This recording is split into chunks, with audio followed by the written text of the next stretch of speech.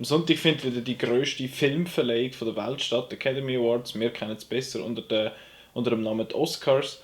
Und ich habe mich ein bisschen auseinandergesetzt mit dem Thema und es gibt ein paar Themen, die ich mal möchte kommentieren. Als erstes möchte ich gerade mal das grösste Thema behandeln, und zwar der Hashtag, der umgegangen ist, und zwar Hashtag Oscars so white. Das ist tatsächlich so, dass das Jahr, wie auch letztes Jahr schon, die Oscars bei den Schauspielern, bei den Regisseuren, bei den Drehbuchautoren, überall sind nur weiße Leute nominiert worden. Und das sogar bei Filmen, wo entweder schwarze Protagonisten oder schwarze Regisseure oder so haben. Das Beispiel dafür ist Creed. Dort ist der Sylvester Stallone nominiert, obwohl sowohl der Hauptdarsteller als auch der Regisseur schwarz sind. Und ich finde, beide sind eigentlich wirklich mega gut. Und ich finde, der Sylvester Stallone gehört eigentlich nicht ums Verwurgen in die Kategorie. Er ist schon gut gewesen, aber es hat viele andere gehabt, die besser waren als er. Zum Beispiel, dort hätten wir den Idris Elba für Beasts of No Nation. Ich finde, bei der Best Supporting Actor Category hätte er unbedingt dort rein müssen und der Stallone hätte jetzt einfach rausrühren. Der war schon gut gewesen, aber der Idris Elba war so viel besser gewesen und der ist schwarz. Das andere ist die ganze Geschichte mit Straight Outta Compton. Das ist ein Film mit praktisch rein schwarzem Cast, aber es ist das Drehbuch nominiert. Also für das beste adaptierte Drehbuch. Der Film ist aber von 4 Weißen geschrieben. Das ist ein bisschen komisch und da kann man der Academy wahrscheinlich durchaus Rassismus vorwerfen. Ich glaube aber, das Problem fängt schon viel vorher an. Einerseits gibt es wahnsinnig wenige Rollen, die für Minderheiten, also für, was weiß ich, für Homosexuelle, für Schwarze, für Mexikaner oder alles, was halt eine Minderheit ist in den USA vor allem, gibt es kaum Rollen und es gibt kaum Rollen, die auch effektiv gut sind und dann ist natürlich die Chance dann kleiner, dass du für einen Oscar nominiert wirst. Und wenn du eine schwarze Frau bist, hast du gerade nochmal eine kleinere Chance, um irgendwie irgendetwas zu reissen. Das ist hure schade, weil es gibt einen Haufen talentierte Schauspielerinnen und Schauspieler, die dunkelhäutig sind oder sonst an einer Minderheit angehören. Aber da haben wir halt wieder das Problem, dass 3/4 von der Academy, wo die Awards rausgibt oder beziehungsweise die Nominierungen und so wählt, die sind zu 3/4 männlich und weiß und was weiß ich, gefühlte Hunderte. Und da ist natürlich klar, dass die Alteingesessenen dort nicht unbedingt für die Minderheiten stimmen. Und selbst für das Jahr oder auch in letzter Zeit sind so viele Filme rausgekommen oder kommen Filme raus, wo definitiv jemand reingehört hat, wo eine andere Hautfarbe hatte als weiß. Und da ist zum Beispiel Exodus, Gods and Kings ein gutes Beispiel von Ridley Scott. Dort müssen Weisse casten, weil das Studio hat sonst gefunden, du kommst sonst den Stutz nicht über, wo du brauchst, um das zu machen. Und das andere Beispiel ist Gods of Egypt, wo das Jahr rauskommt. Das sind Ägypter und es sind alles Weisse.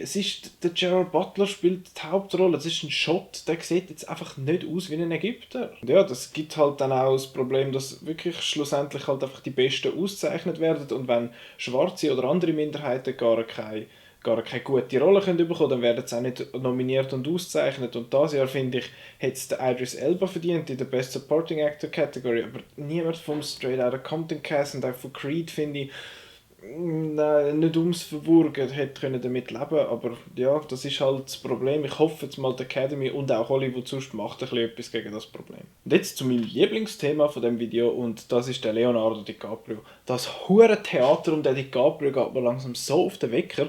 Alle schreien, der muss mal einen Oscar bekommen.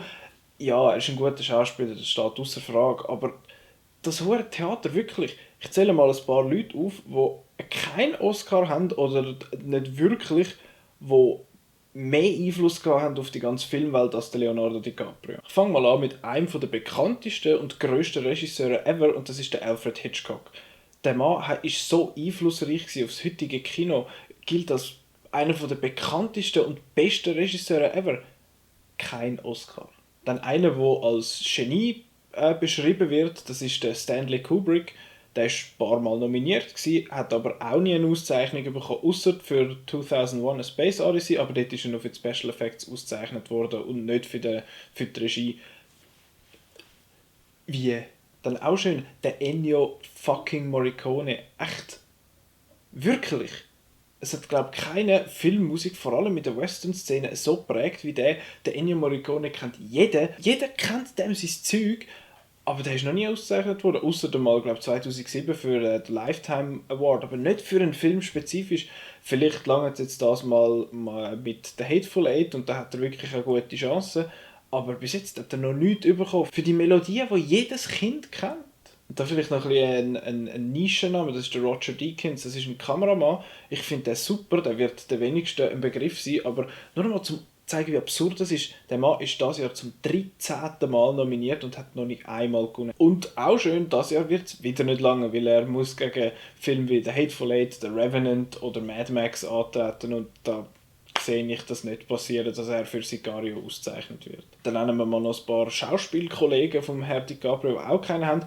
Der Brad Pitt, der Liam Neeson, der Samuel Jackson und der Ray Fiennes. Zum Beispiel. Und auch andere wie zum Beispiel ein Bruce Willis oder so. Aber das sind Schauspieler, die mindestens so facettenreich sind wie ein Leonardo DiCaprio und auch keine haben. Und da macht niemand so ein hohes Theater. Und auch schön, der Hans Zimmer, ebenfalls einer der grössten Komponisten von unserer Zeit, hat einen für The Lion King im 94 und nicht etwa für Inception oder The Dark Knight oder Pirates of the Caribbean oder sonst irgendetwas. The Lion King, super Soundtrack, gar keine Frage, aber sonst nichts.